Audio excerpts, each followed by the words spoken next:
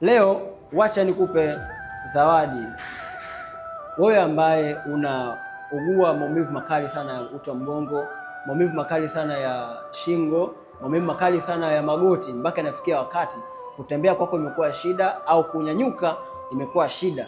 Na wengine pia wanaodhania kuwa wakipata maumivu makali sana ya uti wa mgongo kulala ndio suluhisho. Sasa hivi imebadilika, imekuwa kulala ndio changamoto kubwa zaidi kwa upande wao. Unachotakiwa kufanya, kama haujaifollow hii account, hakikisha unaifollow. Lengo ni kuweza kupata tips nyingi za afya na kujua namna gani unaweza kuitatua changamoto yako kutoka kwenye chanzo.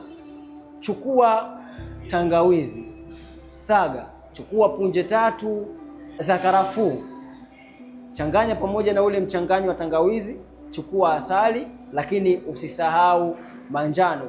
Huu mchanganyiko unakufaa wewe ambaye unahisi maumivu makali sana uti wa mgongo, maumivu makali sana ya magoti, lakini na ile ganzi ambayo inakuwa inakunyemelea. Unasubiri nini sasa? Kama unapitia changamoto hii, andika neno msaada au unaweza kusana moja kwa moja ili niweze kukusaidia. Chef Day kwa watu wawili tu ambao ungependa wabadilishe maisha yao na wapone, warudi kama walivyokuwa zamani.